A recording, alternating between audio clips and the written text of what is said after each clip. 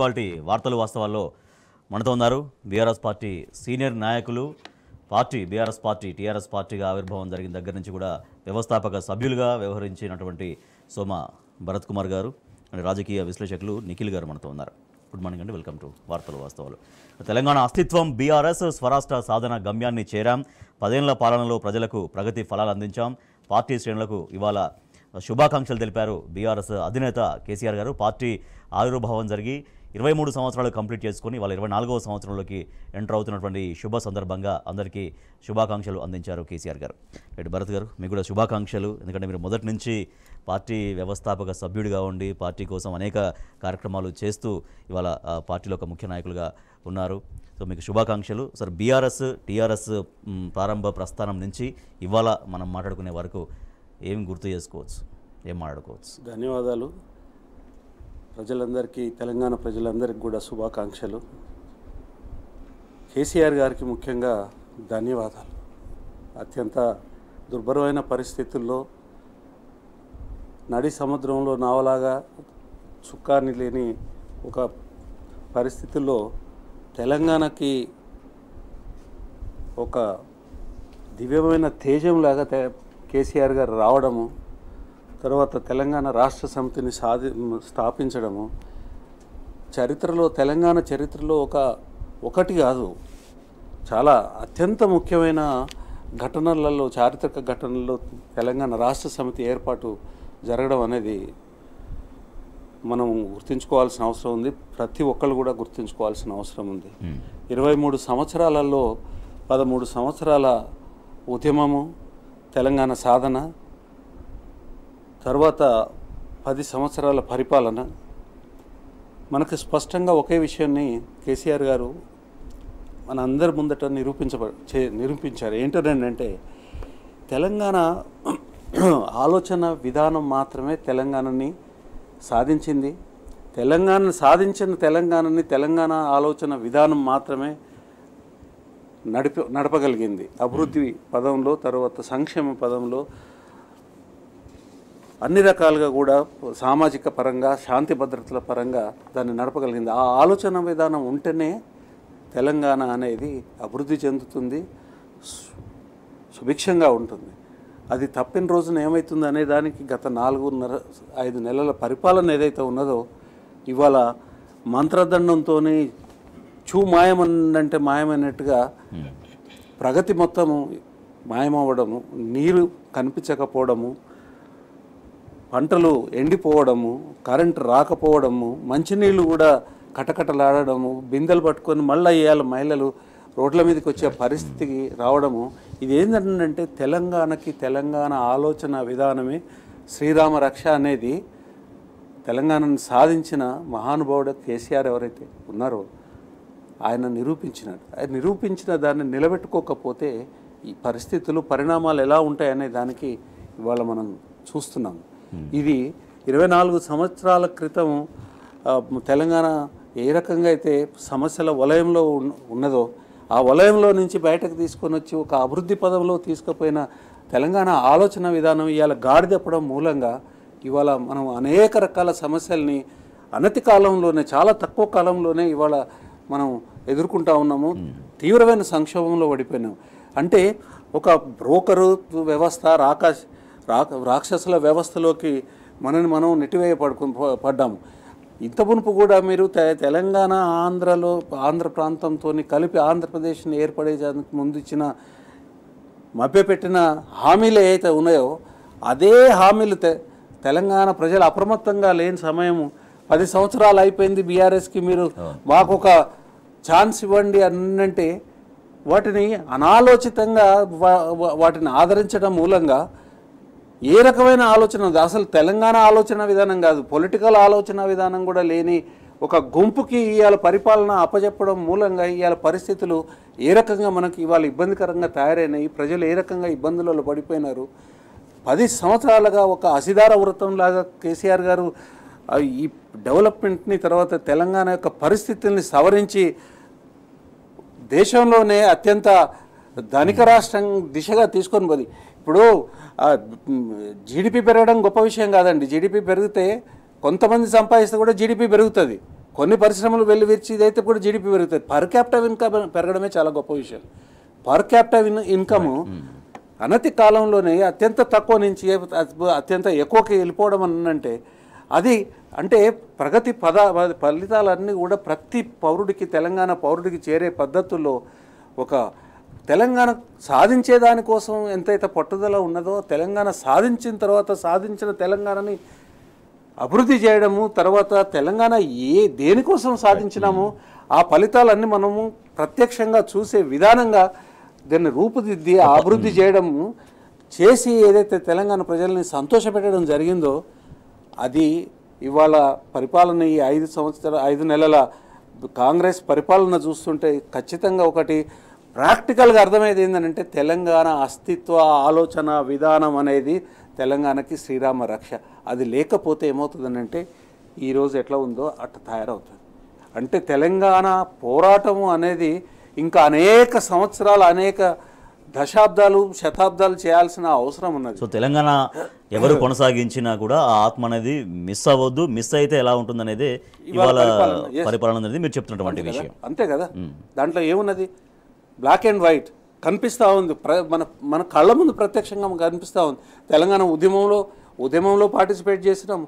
తెలంగాణ పరిపాలన వచ్చిన తర్వాత పరిపాలన చేసే పార్టీ భాగస్వామ్యంలో ఉన్నాము. తర్వాత ఇవాళ కాంగ్రెస్ పార్టీ పరిపాలనలోకి వచ్చిన తర్వాత ఇవంతా అస్తవ్యస్తంగా జరిగిన దానికి ప్రత్యక్ష సాక్షులుగా మనం అందరం ఉన్నాము.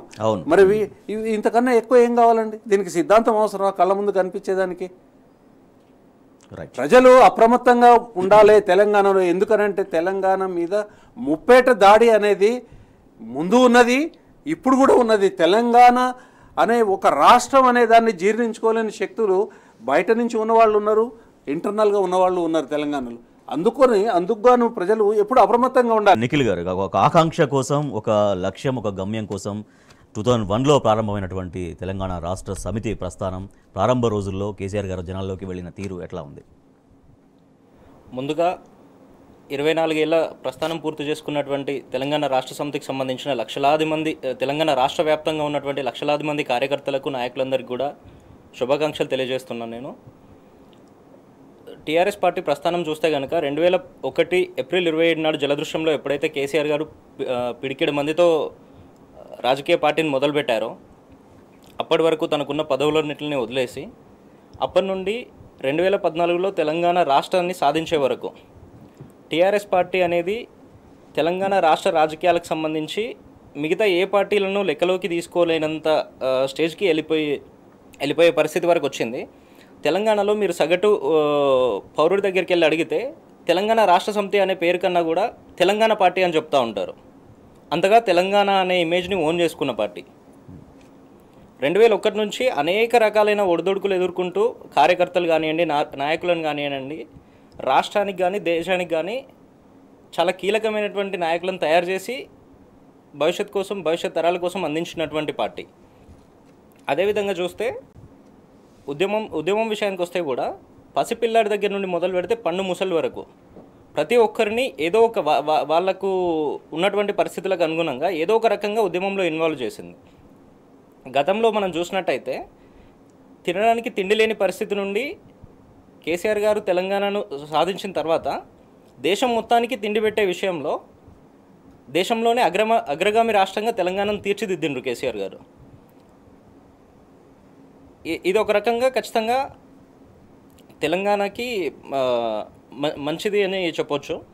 ఫర్దర్గా చూసినట్టయితే కూడా 2014 నుండి 2023లో మొన్న అధికారం కోల్పోయేంత వరకు కూడా దేశ స్థాయిలో అనేక రకమైన ర్యాంకింగ్లో నెంబర్ 1, నెంబర్ 2 పొజిషన్స్లో తెలంగాణను అగ్రగామిగా ఉంచిండ్రు. ఓకే, ఖచ్చితంగా దీనికి సంబంధించి ప్రతి కార్యకర్త కానీ నాయకుడి కష్టం కానీ దీంట్లో చాలా వరకు ఉంది. రానున్న రోజుల్లో కూడా మీరు గతంలో చూస్తే కనుక 2 సీట్ల దగ్గర నుంచి కంప్లీట్గా దేశ రాజకీయ వ్యవస్థనే ఒప్పించి పార్లమెంట్లో 545 మంది ఎంపీలు ఉండే పరిస్థితిలో కేవలం 2 మాత్రమే ఎంపీలతో ఒక రకంగా ఒక కొత్త రాష్ట్రాన్ని సాధించారు కేసీఆర్ గారు. భరత్ గారు, అన్ని దేశంలో ఉన్నటువంటి అన్ని రాజకీయ పార్టీలతో అనుకూలంగా ఒక వైఖరి తీసుకురావడంలో, తర్వాత రాష్ట్రంలో జనాన్ని ఏకం చేయడం, అంతవరకు తెలంగాణ అనేదిగా రాదు, అసాధ్యం అనుకున్నటువంటి భావనలో ప్రజలు ఉన్నారు. కానీ వాళ్ళందరినీ మళ్ళీ రివైవ్ చేసి ఆలోచన అది కాదు, డెఫినెట్గా మనం తెలంగాణ సాధిస్తాం అన్నటువంటి ఆ భావజాల వ్యాప్తి ఎట్లా చేయగలిగారు కేసీఆర్ గారు? వాస్తవానికి నిజామాబాద్లో ఒక సభలో నెహ్రూ గారు తెలంగాణ ఏదైతే హైదరాబాద్ రాష్ట్రాన్ని ఆంధ్ర రాష్ట్రంతో కలిపి ఇదైనప్పుడు ప్రజల యొక్క చాలా రకాల భయాలు ఉండే, భయాలు కాదు నిజాలు అవి ప్రజలు వ్యక్తీకరించినారు. ఆనాటి తెలంగాణలో ఉన్న కాంగ్రెస్ పార్టీ, హైదరాబాద్ రాష్ట్రంలో ఉన్న కాంగ్రెస్ పార్టీ ప్రజల నెత్తిన శటగోపం పెట్టేసి ఆంధ్ర పాలకులకి దాసోహం అని కలుపుతున్న క్రమంలో నిస్సహాయమైన పరిస్థితుల్లో ప్రజలు వాళ్ళ బాధను ప్రకటిస్తే నెహ్రూ గారు ఏమన్నారు, ఇది ఎప్పుడంటే అప్పుడు విడాకులు తీసుకునే పెళ్ళి అని మాట్లాడినారు. ఆ రకంగా ఆ రోజు మోసం చేసినారు. తర్వాత నిరాఘాటంగా తెలంగాణ వచ్చే వరకు ఒక న్యాయబద్ధమైన నరమేధ అనేది కాంగ్రెస్ ప్రభుత్వం నడిపించింది. కాంగ్రెస్ పార్టీ కానివ్వండి, ఆ తర్వాత వచ్చిన తెలుగుదేశం ప్రభుత్వం కానివ్వండి, ఒక నిరాఘాటమైన అంటే న్యాయబద్ధమైన నరమేధం ఇది. అది చట్టం ఉంటుంది, చట్ట ప్రకారమే జరుగుతూ ఉంటాయి. కానీ తెలంగాణ ప్రజలు మాత్రమే సమస్యల కింద పడి నలిగి బలైపోతూ ఉంటారు. కనీసం ఒక 3-4 తరాల తెలంగాణ ప్రజలు చదువుకు నోచుకోలేకపోవడం, విద్య తర్వాత ఆరోగ్య అంటే హెల్త్ ఫెసిలిటీస్ నోచుకోకపోవడము, వ్యవసాయపు నీళ్లు నోచుకోకపోవడము, కరెంటు నోచుకోకపోవడము, ఉద్యోగాలు నోచుకోకపోవడము, ఒక బానిసత్వానికి బలి చేయబడము, ఇదంతా కాంగ్రెస్ కనుసన్నలలో కాంగ్రెస్ నాయకత్వమే చేసింది. ఇదంతా ఇవాళ చాలా గొప్ప మాటలు మాట్లాడితే తెలంగాణ మేము ఇచ్చినామని, తెలంగాణని చంపిందే మీరు, తెలంగాణని సర్వనాశనం చేసింది మీరు, తెలంగాణలో ప్రజల్ని అన్ని రకాల ప్రజల్ని గోసపెట్టింది మీరు. ఇవాళ తెలంగాణ ఇచ్చినామని తెలంగాణ ప్రజల్ని నమ్మించే కార్యక్రమం చేసి నమ్మించి ఇవాళ ప్రభుత్వాన్ని చేతిలోకి తీసుకొని ఇవాళ మళ్ళీ మీరు 2014 ముందు పరిస్థితిని పునరావృతం చేస్తూ ఉంటే ఇవాళ ఏంది, ఇవాళ బీజేపీ మాట్లాడట్లేదు. బీజేపీ శత్రుత్వమే తెలంగాణని ఎప్పుడు ఎట్లా అణిచివేయాలని. తెలంగాణ అభివృద్ధి మోడీ గారి ప్రభుత్వంలో, మోడీ గారి సారథ్యంలో ఏ రాష్ట్రం సాధించని అభివృద్ధి సాధించింది. తర్వాత కాంగ్రెస్ పార్టీ ఎక్కడ కూడా ఇలాంటి ఒక ప్రయోగాన్ని చేసిన దాఖలా లేదు. తర్వాత దాన్ని ముందుకు తీసుకుపోయి సస్టైన్ చేసిన దాఖలా లేదు. ఈ చేతగాని 2 పార్టీలు, తర్వాత టీడీపీ కూడా, ఈ పార్టీలు ఏంటి అంటే ఇది ఏదైతే జరిగిందో తెలంగాణలో జరిగిన ఒక ప్రయోగము, ప్రజలు ఉపయోగపడ్డ ప్రయోగాన్ని ఫెయిల్డ్ స్టేట్ కింద, ఫెయిల్డ్ ఎక్స్పెరిమెంట్ కింద చూపించే దానికోసము ఇవాళ తెలంగాణని ఎండబెట్టి పండబెట్టి మళ్ళా దరిద్రాన్ని తీసుకొని వచ్చి తెలంగాణ ప్రజల మీద రుద్దుతున్న వైనం ఏదైతే ఉందో దాని నుంచి రక్షణ కావాలనంటే ఖచ్చితంగా తెలంగాణ అస్తిత్వ భావన రాజకీయాలు ఉండాలి. అది కేసీఆర్ గారు తీసుకొచ్చిన రాజకీయం. అది కేసీఆర్ గారు ఆ రాజకీయాన్ని ఉపయోగించే తెలంగాణను సాధించినారు. ఆ రాజకీయాన్ని ఉపయోగించే తెలంగాణని సమృద్ధిగా అభివృద్ధి చేసి ప్రజల్ని చల్లగా చూసే పరిపాలన ఇచ్చినారు. అది లోపించిన రోజు ఇవాళ మన బతుకులు మళ్ళీ కూడా ఎడారి పాలవుతా ఉన్నాయి. భరత్ గారు, బీఆర్ఎస్ అధినేత కేసీఆర్ గారి బస్సు యాత్రలు విజయవంతంగా కొనసాగుతున్నాయి, రోడ్ షో కొనసాగుతోంది. చోటేబాయి దగ, బడేబాయి పగ. కాబట్టి బీఆర్ఎస్ ఎంపీ అభ్యర్థులనే గెలిపించాలి అనేది వారు ఇచ్చినటువంటి పిలుపు. సో బీఆర్ఎస్ ఎంపీల గెలుపు ఆవశ్యకం. తెలంగాణకు ఏముంది ఇప్పుడు? మోసపోవడం ప్రజల జన్మ హక్కు కాదు కదా. మోసపోవడం ప్రజల జన్మ హక్కు కాదు. రకరకాల మోసపు మాటలు ఇవాళ చోటేబాయి బడేబాయి ప్రజల ముందు పోయి ఇవాళ తెలంగాణ ప్రజల్ని మళ్ళీ ఒకసారి సమస్యల సుడిగుండంలోకి నెట్టేదానికోసం ప్రయత్నం చేస్తుంటే ఆ విషయాన్ని ఇవాళ ప్రజలకి చెప్పాల్సిన అవసరం ఉన్నది. దృష్టాంతరాలతోని, అంటే మనకు వాళ్ళు చేసిన దుర్మార్గాలు ఏవైతే ఉన్నాయో వాటిని ప్రజల ముందు పెట్టి ప్రజలకి ఇవాళ సమాయత్తం చేయాల్సిన అవసరం ఉన్నది. బడేబాయి అయితే తెలంగాణ అస్తిత్వాన్ని పూర్తిగా తుంగలోకి తొక్కే కార్యక్రమం గత 10 సంవత్సరాలుగా చేసినాడు. బీజేపీ ఒక్క మంచి పని తెలంగాణ కోసం అంటూ ఒక్క మంచి పని చేసిందా? కర్ణాటక మంచిగా సుభిక్షంగా ఉన్న రాష్ట్రానికి ఒక ప్రాజెక్టు జాతీయ హోదా ఇచ్చింది, ఆంధ్రప్రదేశ్కి ఇచ్చింది.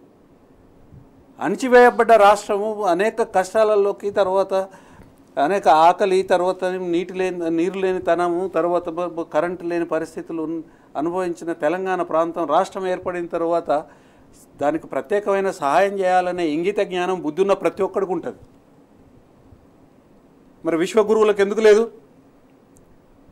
ఒక నవోదయ పాఠశాల కూడా ఇవ్వకుండా ఇవాళ పచ్చి అబద్ధాలు మీడియా చేతిలో పెట్టుకొని, తర్వాత కేంద్ర సంస్థలను చేతిలో పెట్టుకొని, ఇక్కడ అభివృద్ధిని ఆపేదానికోసము, ఇక్కడ కరెంటుని రైతులకు ఉచితంగా ఇవ్వకుండా ఉండేదానికోసము మోసం చేసింది బీజేపీ కదా, కుట్రలు చేసింది బీజేపీ కదా.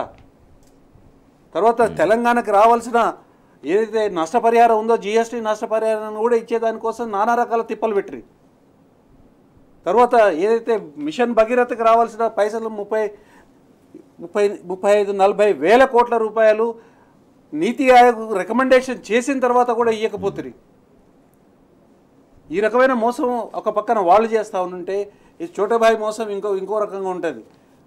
అంటే ఇప్పుడు వీళ్ళు ఉంటారు, జోకర్లు ఉంటారు ఊళ్ళల్లో, ఇది వినోదాన్ని పంచేదానికోసము ఇది చెరువును మొత్తం ఒక గంగాళంలాగా చేసి దాంట్లో బియ్యం పోసి అన్నం వండి ఊరంతా పంచి పెడతా అని అట్లాంటి జోకర్ ప్రామిసులు చేసి జనాన్ని మోసపుచ్చి అధికారాన్ని చేజిక్కించుకొని ఇవాళ హరగోస పెట్టిస్తున్నారు కదండి. కరెంట్ ఇవ్వకపోయి సరిగా వ్యవస్థీకృతమైన ఒక పని ఏదైతే ఉందో నీటి వ్యవస్థ, వ్యవసాయ నీటి వ్యవస్థ, తాగునీటి వ్యవస్థ, కరెంటు వ్యవస్థ మంచిగా తీసి చేతులు పెడితే దాన్ని నాశనం చేసిన దద్దమ్మలు కదండి. దద్దమ్మలనంటే ఒకటే కోపం వస్తుంది, పని చేతగాని వాడు చేయలేని వాడు దద్దమ్మ అని అంటారు. ఏం తెలంగాణ భాషకి విలువలేదా? ఆంధ్ర భాష విలువలతోని తెలంగాణ భాషను చూసి తిట్లని మాట్లాడితే చేతగాని వాడిని, పని చేయలేని వాడిని దద్దమ్మ అని అంటారు. మరి ఆ రకంగా వీళ్ళు మోసం చేస్తూ ఉంటే ఇంకొక మోసం గురించి చెప్పాలా. మళ్ళా ఇవాళ ప్రజలకి ఎన్నికల ముందు మళ్ళీ తిరగడం మొదలుపెట్టింది. నేను ఆగస్టు 15కి ఇస్తా, డిసెంబర్ 9కి ఏం గతి పట్టింది? డిసెంబర్ 9 నాడు మీకు వస్తాయి, పైసలు వస్తాయి, మీరు తీసుకోండి, అప్పులు తీసుకోండి అని ప్రజల్ని, రైతుల్ని అప్పులు చేసి అప్పుడు ఇవ్వకుండా డిసెంబర్ 9 వస్తే డిసెంబర్ 9 తర్వాత ఎప్పుడు మార్చిలో వచ్చిందండి ఎన్నికల ప్రకటన. మరి డిసెంబర్ 9 నుంచి మార్చి 13వ తారీఖు 12వ తారీఖు వచ్చింది. అప్పటిదానికి ఏం చేశారు? అది ఇవ్వలే. తర్వాత ఇవాళ వీళ్ళ దుర్మార్గాన్ని ఎండగట్టే దానికోసం హరీష్ రావు గారు ఏమన్నారు? నేను రిజైన్ చేస్తాను, నువ్వు 15వ తారీఖు నాడు కనుక నువ్వు ఇంప్లిమెంట్ చేస్తే నేను రిజైన్ చేస్తా, నువ్వు వచ్చి గన్ పార్క్ దగ్గర అమరవీరుల స్తూపం దగ్గర వచ్చి నిలబడని, మేము నిలబడతావు, నువ్వు వచ్చి చెప్పండి అని. ఎక్కడ పోయాడు? ఎందుకనంటే ఇది బడేబాయి చోటేబాయి తెలంగాణ మీద పగబట్టి తెలంగాణని దోచుకొని నాశనం చేసేదానికోసం, అంటే బీజేపీ కాంగ్రెస్ చేసే పనులు ఇవి. రైట్ నిఖిల్ గారు, సో ప్రజలు ఇప్పుడు ఏం ఆలోచిస్తున్నారు పార్లమెంట్ ఎన్నికల నేపథ్యంలో? ఖచ్చితంగా ఎప్పుడైతే మన భారత ప్రజాస్వామ్యానికి ఉన్న బ్యూటీ ఏంటంటే అధికార పార్టీకి ఎంత విలువ అయితే ఉంటుందో ప్రతిపక్షంలో ఉన్న వాళ్ళకు కూడా అంతే విలువ ఉంటుంది ఖచ్చితంగా. గతంలో ఎప్పుడైతే మన తెలంగాణ రాష్ట్రానికి సంబంధించిన ఎగ్జాంపుల్ చూస్తే 2014 వరకు టీఆర్ఎస్ అనే పార్టీ ప్రతిపక్షంలో ఉంది, కాంగ్రెస్ అధికారంలో ఉంది, స్టేట్లో కానివ్వండి సెంట్రల్లో కానివ్వండి. టీఆర్ఎస్ అనే పార్టీకి కేవలం 2 ఎంపీలు మాత్రమే ఉంటే భారత ప్రజాస్వామ్యంలో ఉన్న ప్రతి రాజకీయ పార్టీని, అధికారంలో ఉన్న పార్టీలన్నింటినీ, ప్రతిపక్ష పార్టీలన్నింటినీ ఒప్పించి తెలంగాణ రాష్ట్ర ఏర్పాటుకు మార్గం క్లియర్ అయ్యే విధంగా కేసీఆర్ గారు ప్రయత్నాలు చేశారు, సక్సెస్ అయ్యారు దాంట్లో. అదేవిధంగా ఇప్పుడు కూడా రాష్ట్రంలో చూస్తే కాంగ్రెస్ పార్టీ అధికారంలో ఉంది, కేంద్రంలో చూస్తే భారతీయ జనతా పార్టీ అధికారంలో ఉంది. ఈ ఇద్దరిని ప్రశ్నించాలంటే ఖచ్చితంగా రాష్ట్రం మీద సంపూర్ణ అవగాహన ఉన్నటువంటి తెలంగాణ రాష్ట్ర సమితికి, కేసీఆర్ గారికి మరింత బలం చేకూర్చే విధంగా ప్రజలు తీర్పు ఇవ్వాల్సిన అవసరం ఖచ్చితంగా ఉంటుంది. దీనికి ఇటీవల జరిగిన మనం ఎగ్జాంపుల్స్ని చూస్తే వ్యవసాయానికి నీళ్ళు ఇవ్వక దాదాపుగా 15 లక్షల వరకు ఎకరాల పంట ఎండిపోయింది. ఎప్పుడైతే కేసీఆర్ గారు ఈ విషయంపై గొంతెత్తి సూర్యాపేట పర్యటన చేసిండ్రో ఇమ్మీడియట్గా అప్పటి వరకు నీళ్లు లేవు, ప్రాజెక్టులో నీళ్ళు లేవు, వర్షపాతం ఇబ్బంది ఉంది అన్న రీజన్స్ చెప్పిన ప్రభుత్వము కేసీఆర్ గారు సూర్యాపేట పర్యటనకి వెళ్ళగానే ఆ ప్రాంతం మొత్తానికి నీళ్ళు ఇచ్చిండ్రు. తర్వాత ఎప్పుడైతే కేసీఆర్ గారు కరీంనగర్ పర్యటనకి వెళ్ళిండ్రో అప్పటి వరకు కాళేశ్వరంలో అసలు నీళ్ళు లేవు, మేడిగడ్డ బ్యారేజ్ మొత్తం కొలాప్స్ అయిపోయింది అని చెప్పిన ప్రభుత్వము వెరీ ఇమ్మీడియట్గా నందిమేడారం పంపులన్నీ ఆన్ చేసి ఆ ప్రాంతం మొత్తానికి నీళ్ళు ఇచ్చిండ్రు. సో ఇక్కడ అర్థమవుతున్న విషయం ఏంటంటే ప్రతిపక్షం బలంగా ఉంటే రేపొద్దున అధికారంలో ఉన్న వాళ్ళు ప్రజలకు కావాల్సిన మంచి పనులు చేసే అవకాశం ఎక్కువ ఉంటుంది. కాబట్టి ఖచ్చితంగా ఇప్పుడు వచ్చే ఎలక్షన్లో రాష్ట్రంలో ప్రతిపక్షంగా ఉన్నటువంటి టీఆర్ఎస్ పార్టీని బలోపేతం చేయాల్సిన అవసరం ఉంది. Right thank you so much Nikhil గారు, thank you so much Soma Bharat Kumar గారు. ఇది ఇవాల్టి వార్తలు వాస్తవాలు. చూస్తూనే ఉండండి టీ న్యూస్.